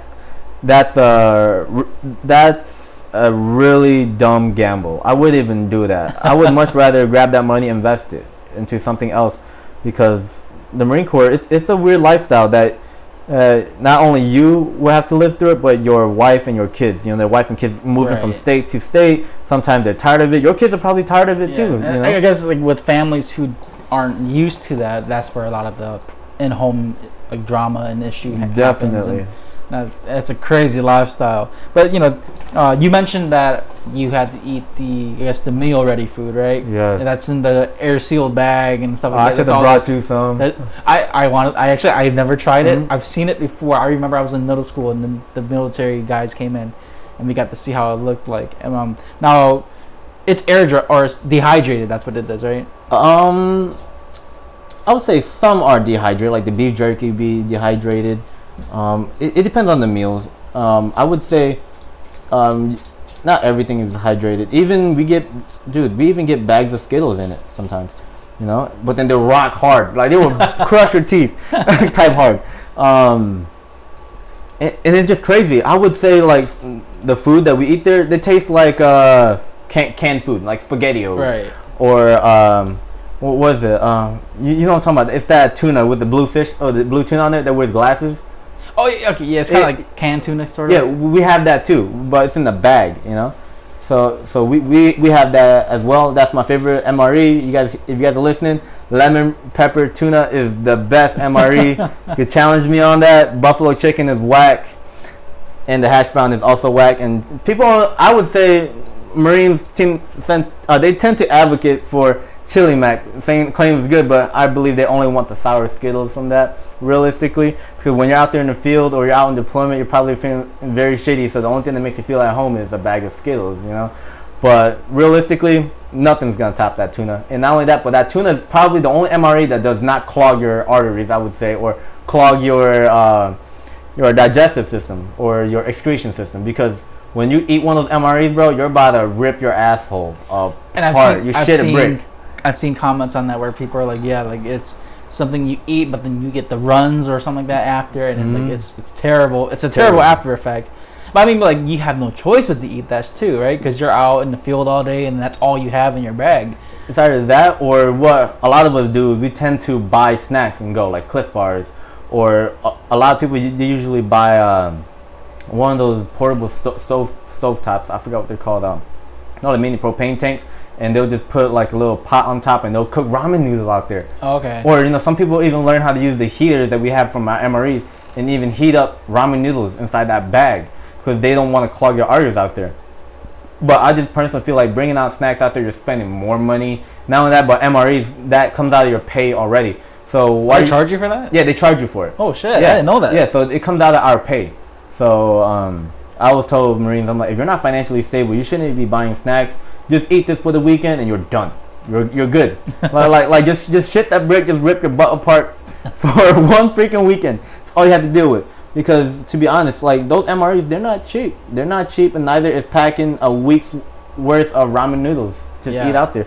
Definitely not. And not only that, but ramen noodles contain so much sodium, but so do MREs. I would say MREs, like you could just taste the preservatives in the food. That's how bad it is. It's like a salty flavor, kind of. It's like very salty. It tastes really fake. It just has that weird, like that plastic. Yeah, feeling yeah, it really does. Because I personally feel like when you have all these MREs as being made in the masses, but like in the reserve unit, we don't really eat MREs like that. The only time we touch is when we go out to the field, right? Or sometimes Marines, they're hungry and we're on base, they'll just pull out and eat it. But they sit there in the warehouse for months, even years. Oh shit. Yeah, so now here you are just eating like old ass food. Exactly, like basically just old ass food. Like food from like 1950s or something. Exactly. so that's what I said. Like MREs, I don't know what preservative they put in there, but that motherfucker lasts forever because you just cook like if you was to cook some food and put it in your fridge, that will spoil in a matter of days. Right. Whereas these MREs, they could sit in there for months, even years, and still be good to eat. That's why those Skittles, they'll crush your teeth. Now is that only available at military stuff, or can you buy that in stores? You can even buy it on Amazon. On Amazon? Yeah. I might buy it. But why buy for free when you get for free? Or why buy it on Amazon when you can get from free from me? All right. I'll just next time I'll go up there, I'll just grab you some because I don't.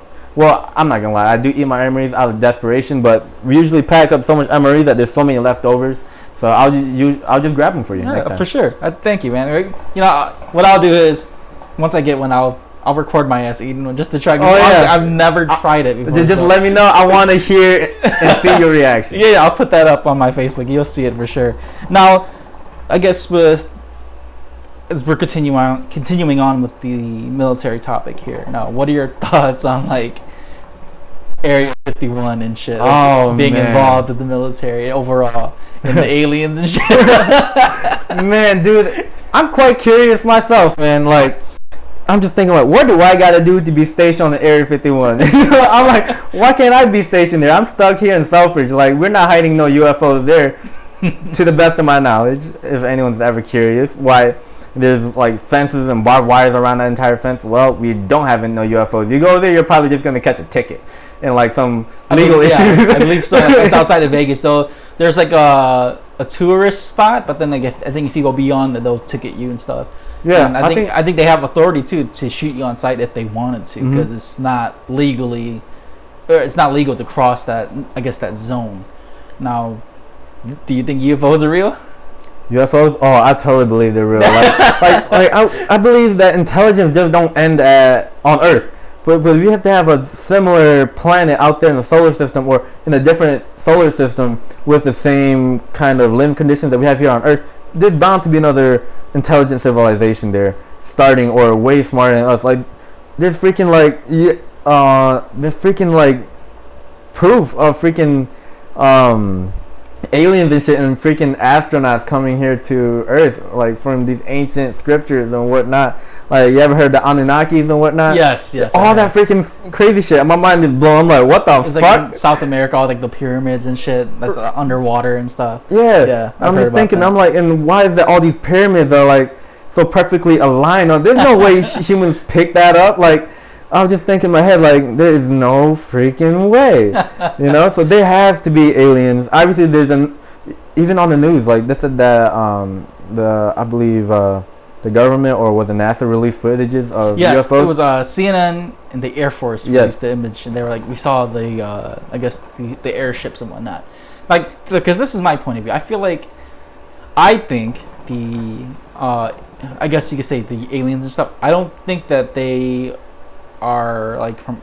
I think they are. I think there is life outside of our universe, because there's the space itself is such an expanse, and we don't know what's out there. I think what we've seen in our states, I think it's a I guess you could say military experiment. I do believe that is the case with the ships and whatnot, and why we're testing the black hole theory and all that bullshit. But yeah, the Air Force released that on CNN. But my thing is, like, why now? Why release it now when, and you see it in the movies and Avengers, especially, with Thanos invading Earth and shit like that.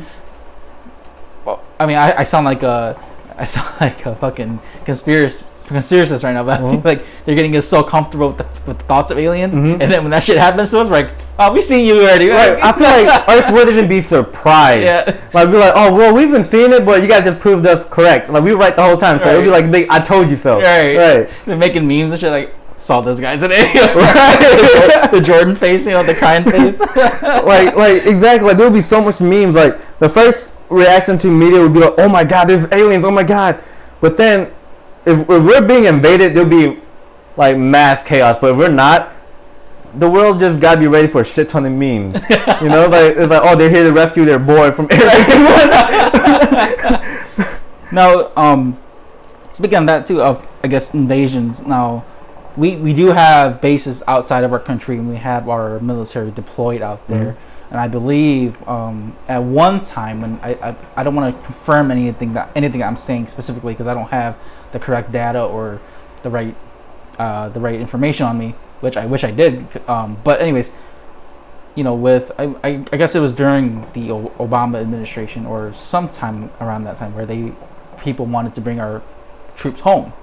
And I've heard on several other podcasts and read online as well that when there's like a chance that if we do withdraw our troops, we are more vulnerable to being attacked again, which is why we leave our bases out there. And the ones who are out there are the ones who volunteer, which is a good thing, because if we didn't have anyone volunteering out there, I guess we would be experiencing another 9/11. Now, do you think it's better for us to leave, I guess, troops out there, or come home and risk a chance of being attacked again? In the matter of that, maybe the planning is definitely above my pay grade. Someone up there in the Pentagon probably has all this in the planning. Even former General Mattis or Mad Dog Mattis, former Secretary of Defense, even he disagreed with President Donald Trump's decision to withdraw troops from Iraq. That's why he resigned. But there's probably some higher planning up there that we may not know about. I only do the work that they don't want to do. So I would say that withdrawing troops I would say it would cost a lot of money to bring a lot of troops back, because we have hundreds of bases everywhere. But I feel like having bases everywhere just not only benefits us as a nation, like to defend our own properties and businesses out there and whatnot, but I would say we're the world's 911 force. So let's say if we didn't have bases out there in the Pacific, I'm pretty sure China would have felt more comfortable to invade Taiwan as soon as possible. Or I felt like it gives our allies a sense of security, knowing that our troops can react in a matter of minutes, let alone seconds. Like let's say the moment North Korea decide to cross that border and start shooting at the guards over there, the U.S. troops over there can react immediately. Right. So, but we weren't over there. We're leaving our allies out to starve, basically. So I would feel like it gives our allies a sense of security. Not only that, but we would let's say we went to war with China right now, we had one step on them. They have to obviously probably go on an island hopping campaign to try to knock out our Air Force bases But we would be set and prepared for that already. Yeah. So basically, it's kind of like having a bubble of protection before another country can even set foot on our country. If anything, the only country that I would say, only two countries that I would say that will be the first to land on U.S. grounds would be Mexico and Canada, because we're literally connected. But besides that, to have like China and Russia the bigger threats, and North Korea the bigger threats, to have them like try to get through our first line defenses over there in the Atlantic and the Pacific, that would be pretty rough. So the fact that we're able to expand our defenses beyond our borders is a good idea. And withdrawing troops, I believe from Iraq, where there's plenty of countries involved in that, wouldn't hurt us at all, especially with the threat in Iraq not being that drastic. I don't believe that would be a major issue for us. Now, another issue though that we do have is with, I guess you can safely say, is China, since they are their own. And I mean, we're like they're like the Russia of today, pretty much. We don't know what they have, like what their plans are, because we depend on them in some way, and vice versa, they depend on us. But now it's come to the whole, like, you heard of, I guess, is it called Huawei? I guess Huawei, yeah, like their little internet thing, and that's a big deal, and very big. And I guess with the States and China going through that, I mean, that could potentially cause, I guess you could say, another Cold War. It is, right. So definitely, I agree. That with what you're saying is why I do agree that with that potential in line, as long as we have some people outside, it's better to stay safe, than to bring everyone home and risk something. But man, China's fucking insane though, don't you think? They are. It's crazy. Like, as much as they have a huge military, but they're weaponizing their currency. So what's one thing that they're definitely gonna beat us, and they're definitely gonna beat us in the long term. I personally do believe that, economically, because they'll lend out huge government loans to like these third world countries and be like, hey, look, use this money to build infrastructure, right? You just got to pay us back. Right. But China knows they can't pay them back, so they own equity of that country. Yeah. So that's what they're doing in Africa. Now it's like, now you owe us. So exactly. You want to pay up this debt, then do this for us. They're like monopolizing everything. Exactly. Oh shit. And that's crazy. So China, they thought about the bigger picture and like, look, we may not have a big military budget like the U.S., but we'll find a way to, because obviously war right now is just a matter of thought. Neither of us are acting upon it. So I'm pretty sure they're preparing for it in the long run. They're like the Disney of the world. Yeah, slowly taking control of everything. Marvels, freaking Star Wars, everything. Yeah. I'm just thinking like, yeah, they're basically the Disney of the world now that you think about it. That's why the U.S. like, I last time I remember seeing the news that Donald Trump, they're trying to do something like that. That's why he tried to buy Greenland just recently too. I was like, oh my god. Well, I get it. I'm like, but that's not the right way of going about it. Perhaps giving them a loan where they can't pay us back like how China did. probably the smarter way of going about it, but it's very devious because I'm pretty sure that these countries that owe them money are probably like skeptical about it. Yeah, like but we owe China so much money too, though. That's the thing. We do trillions and trillions of dollars in debt. I feel like the fact that we owe them money, but at the same time we're still have the balls to put like Right. like terrorists and whatnot. Like that's pretty ballsy. Like I'll be damned if someone who owe me money tell me what I can and cannot do. Like, you know. Yeah, I'm like, bitch, you owe me money. Like you can't tell me what to do. But U.S. does not care. It's kind of like let's say I have a pistol and I'm telling someone, hey, give me my money back, and he has a shotgun. You know? And he's like, no. I'm like, I want you to do this. I'm like, you can't tell me what to do. You owe me money. I'm like, but I got the shotgun. You got the pistol. So I'm like, all right, we'll go by your term for now. But when I get enough money to buy my own shotgun, you're fucked. Basically, that's what China's doing. They're just trying to invest to make sure that eventually they will have enough money to invest in their military, just like the U.S. does. But with China, they have a lot of internal strifes too, just like the U.S. How the U.S., you know, you got the liberals and then you got the right, left and right nowadays. But in China, they also have a major issue too, you know.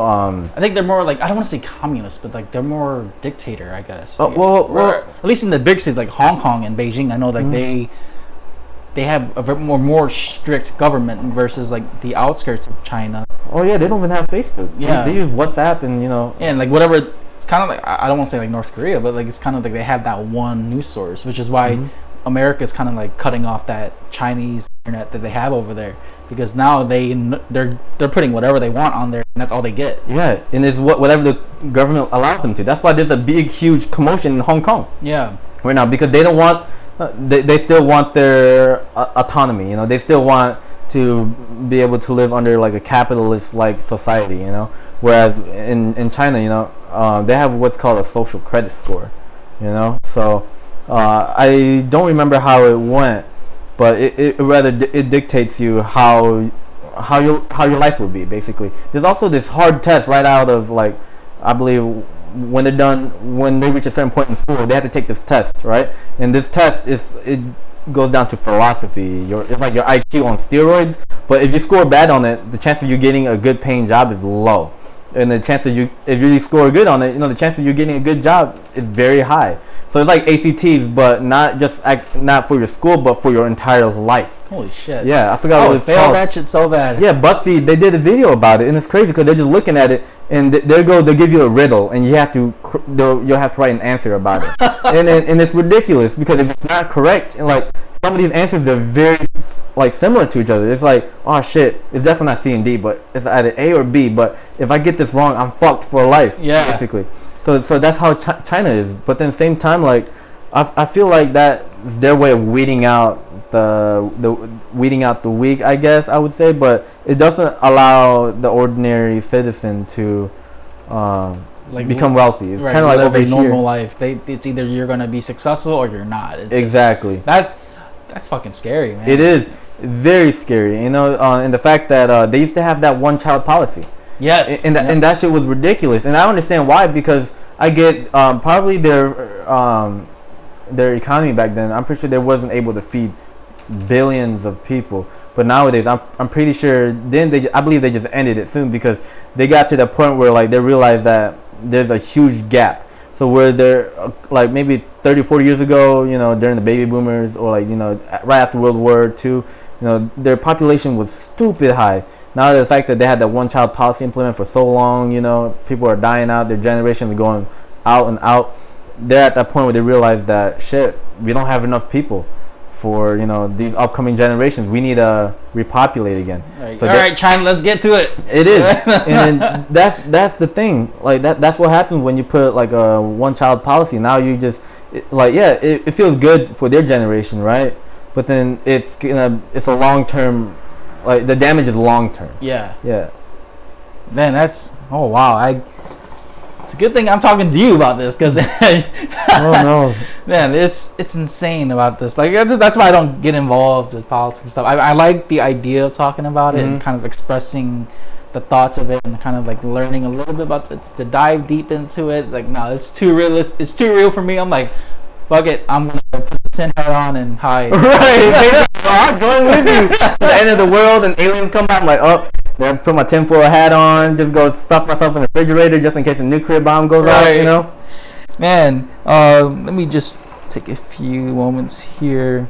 I know we've gone through so many topics. I'm just trying to make sure that I haven't like gone like skip something, because when I was on my way here, I was like, man, I'm gonna have a bunch of things to talk about, you know. So no worries, take your time, dude. Take your time. No, okay. So tangent here as well, because I do want to take a break from this real talk. Yeah, no, I feel you. Because it's getting too real. I'm like, oh my god, I'm panicking. Now the CIA is probably listening. I'm like, oh, what are they talking about? I have FBI agents like looking through my iPhone, like, Ricky, you better stop. You better stop. We're ready to show up to your house. Have you tried the Popeyes chicken? That's a huge thing this week. Yeah. What is it? Like, the closest Popeyes is the one on 7 Mile and Gratiot, but that place has cockroaches. I don't want to go there. So I'm like, god damn it. And Chick-fil-A, the only one that I know is by Somerset.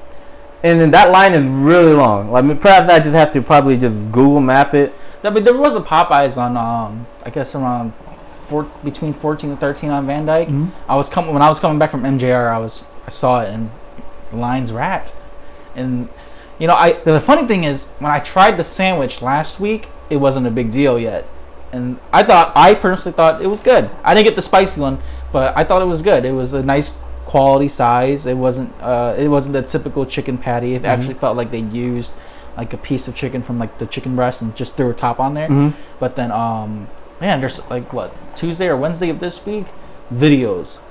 Like, you probably see me spamming on my Facebook as well, like people comparing the sandwiches. And then now you got the Twitter wars again. Wendy's is hoeing out everyone, like, all right, so you know, y'all forget that they don't do their food a certain way. And now Chick-fil-A is at war with Popeyes, and then everyone's like comparing sandwiches now, and then like it's a huge ordeal over a fucking chicken sandwich. Exactly. And you know, this is a very unpopular opinion, but I believe those two sandwiches are garbage compared to. Remember back then KFC had those two fried chicken breast sandwich? That one is really good, but it'll clog your arteries. And then there goes a very underdog one, right? That no one even talks about. It's that new chicken sandwich that they got at chicken burger that they got at Wendy's. It's the cheesy jalapeno one. Try that burger, and then you go try Popeyes and Chick-fil-A, and you'll realize those two are mediocre on par to Wendy's. But however, I don't remember if KFC still have it, but they still do. That is the go-to chicken sandwich. No carbs, chicken patties on it. just all meat. You know, I'm like, man, that's amazing. Like, Jesus, that is like that would be my go-to. Like, I can only imagine how oily that thing is, though. Oh, because it has bacon and cheese in the middle. Exactly. You know, that thing will give you type 2 diabetes at 30. You know, I'm like, oh, you want to die quick? Eat that. It'll clog your arteries so quick, but it's so good. But what's a life worth living if you're just gonna eat, you know, plain and like, you know, you're not happy with your meal, right? Right. So like I personally feel like, very unpopular opinion too, Chick-fil-A tastes like high school chicken. You think so? Yeah, I think so. The only reason why I like about Chick-fil-A is their service. It's awesome. Like there's so much memes about the service, but it's true. Yeah. They do offer the best service when it comes to fast food terms, you know? I think for me, I guess I like Chick-fil-A a lot because I guess for me, because I barely have it. Uh-huh. So when I do get the chances to eat it, I'm like, oh my god, this is so good. Right. I barely eat it. And I think if I was to have Chick-fil-A, like, let's say, for example, do a trial run of once or twice a week, I think my emotions would change versus like having Popeyes and even fucking Burger King and stuff like that. Yeah, and it's crazy, but you know, it's probably like the American, how Americans look at Chick-fil-A. It's probably their go-to. It's kind of how Asians go-to is pho, you know? Yeah. But you know, they could probably eat that every day and not get tired of it, just how Asians can eat pho every day and not get tired of it. You know, like every Sunday, every Asian flock to Pho Thai, you know? Speaking of Pho Thai, you know they have a new location new spot, on Hoover, right? Hoover. They're hiring. I want to give that one a try. What's the name of it? Isn't it like, it's something in pho? Oh, I don't even know the name. I just saw like the sponsored ad, and they're like, yeah, we're hiring, we need at this new location. I'm like, oh shit, we don't gotta drive all the way to fucking John R anymore. Exactly. So now that it's on our side of town, I would definitely want to give that place a try. I'm pretty sure the same owner, probably same ingredients and whatnot. So the fact that I don't have to get through all that ridiculous, traffic right there on Mound to get there, it's probably gonna be my next go-to from here on out. Yeah. I mean, that's I find it so funny though, like how especially Asians, how we were on pho for so long, and then just recently I had some friends ask me about like, hey, what's a good pho spot? I'm like, I don't know really, because they all that's all different. But I guess how Mikado or how like white Americans, how they eat their pho, they eat it way different from us. They do. They eat it as it's served. For us, like we eat it wrong as Hmong people. We're not even supposed to mix. Right. like Hmong people do not care. I've seen Hmong people put peanut butter. I've seen Hmong toss sugar. Some put fish sauce. Some put sweet soy sauce. The black bottle. And whether you go to a regular Vietnamese food restaurant, it's just hoisin and sriracha, chili oil, and even I don't know. Like Hmong people just get creative with everything. And, like we make that shit like we make it seem like we own that shit, right? Like but we're eating it wrong the entire time. Right. All the Vietnamese people are like, what the hell? What the fuck? Like you put sugar in your phone? I'm like, hell yeah, we do. We're just reckless. Most people like, god damn, like we eat so unhealthy. Like it's ridiculous. I do my physician, Dr. Koo. She said that Hmong people, like a lot of us has very bad health. A lot of OGs don't go in and get their health checked and whatnot. Apparently, sharing beers spreads hepatitis B. A lot of OGs have it, but sharing. Oh yeah. Yeah, like let's say you go to those OG parties and they're like, "Hey nephew, like, I can't finish my beer. You want to finish it for me?" Oh yeah. Yeah, like that, and I just hate it. I'm just like, oh fuck, But if I'm drunk enough, I'm like, oh yeah, definitely, I'm pounding it. But I got my shots, so I'm good. But when you have those immigrants or that come here and they don't like, some of them don't get their shots and whatnot. Oh, they got it for a fact. Yeah, I never thought of it like that too. I gotta stop sharing too. Fuck. Literally. You gotta watch who you're drinking with. Yeah, literally. Like, oh my god, talking about just watching who you're drinking with. But Hmong people, like during weddings, they're ruthless. Like I've had, I remember I went to my aunt Dominique's wedding, right? And then I found this can on the table, right? It was full. It's what people call orphans or whatnot. So then I was just over there, and then my boy, Glenn, she was like, "Why don't you just take it?"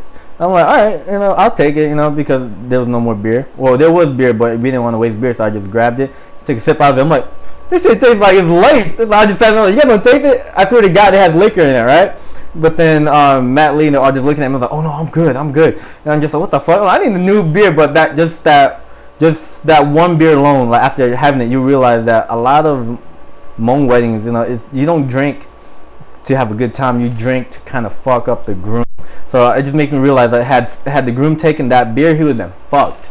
Now, do you feel like with Hmong culture, do you think like I know that the whole beer aspect is definitely a man-made tradition. I personally think that it's not a part of real Hmong culture or tradition. Tradition is just something that some random ass Hmong dude in the village probably like, hey, let's drink. Right. I feel like, and this is to every Hmong listener out there, man, because we got to start changing our dietary needs. The whole beer and / respect shit, I feel like if you do respect someone to drink, that's between you and that person. It is. But you're not it's not a mandatory thing to do. And I hate how they try to guilt trip you. Right, they try to make it like it's part of Hmong tradition, or you have to take it or disrespect. I personally feel like I would much rather have that guest go home like sober rather than have him that's the fucked up part. Slam this beer with me and then drive home. Oh, you're about to leave?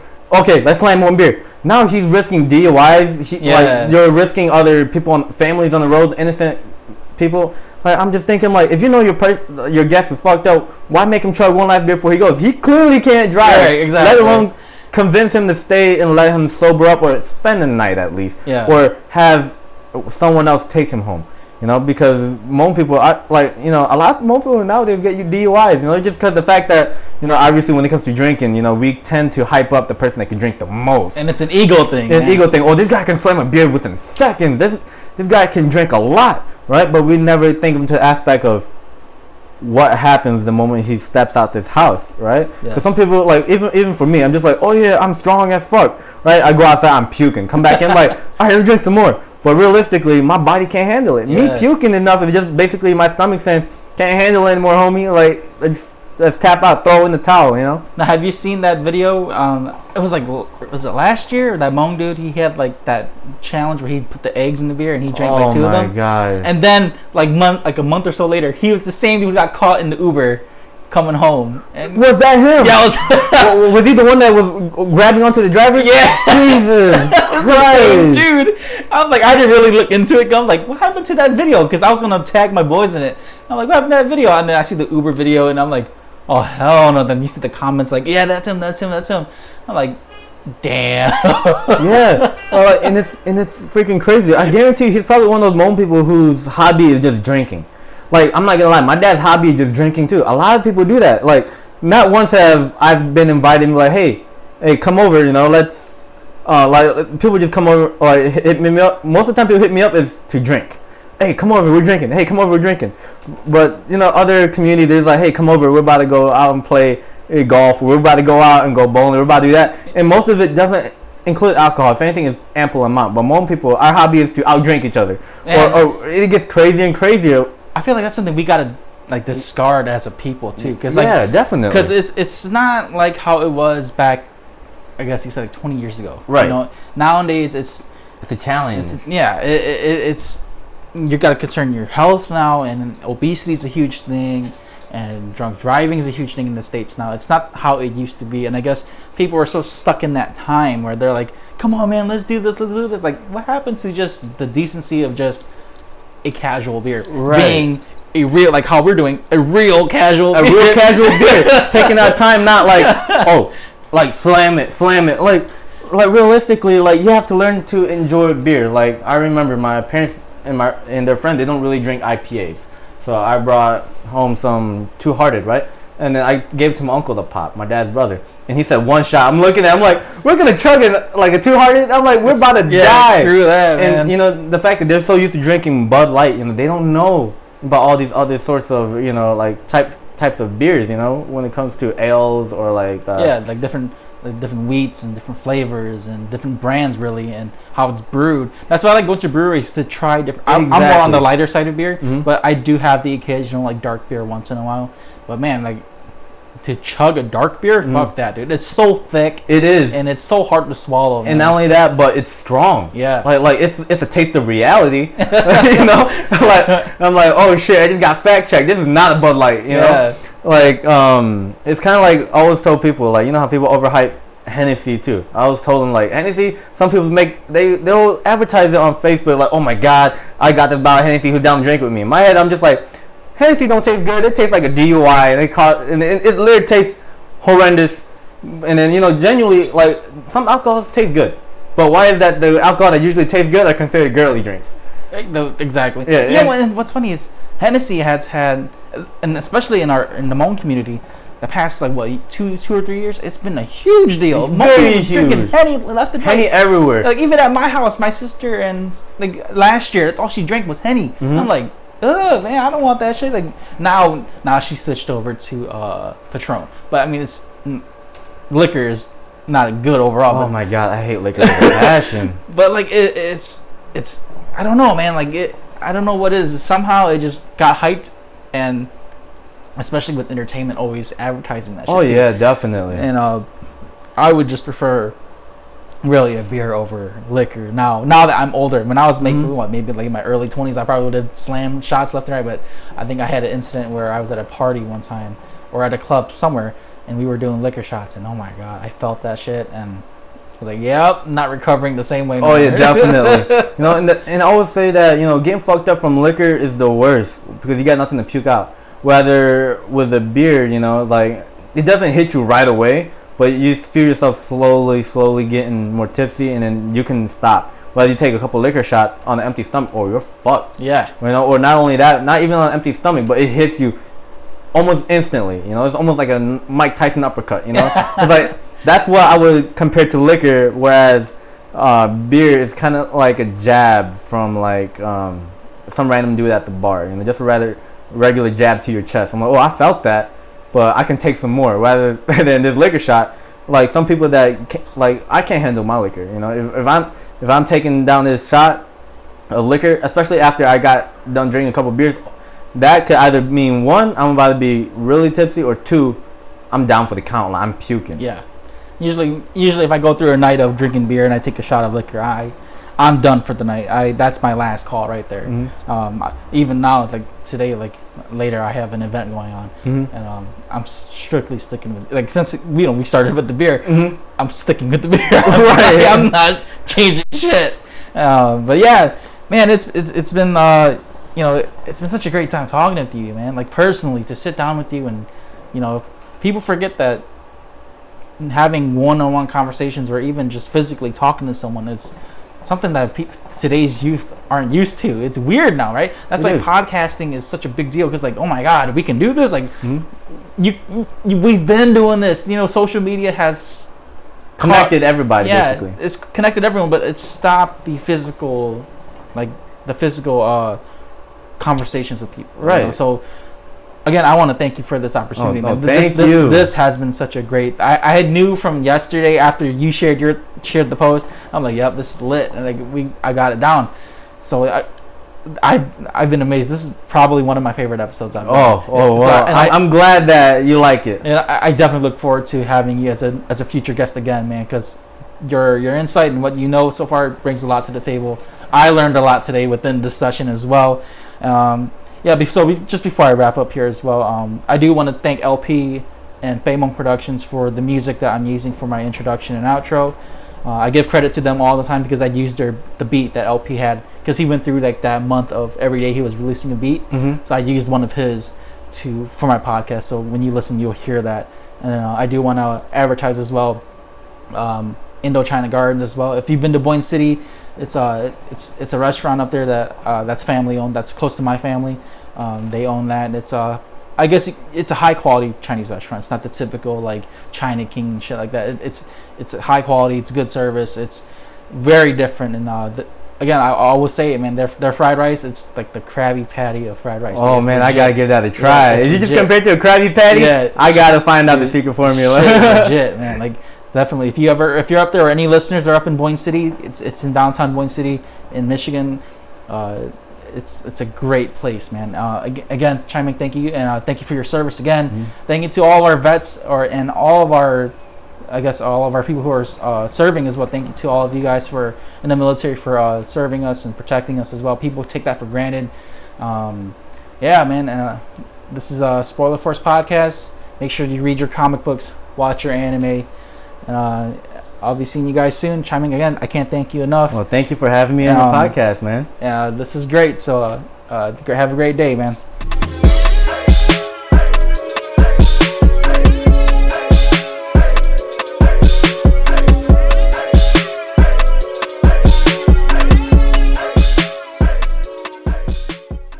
If you enjoyed this episode, follow my Instagram at RickyVang92, RICKYVANG92, and follow Popluck Podcast on Facebook.com/PopluckPodcast.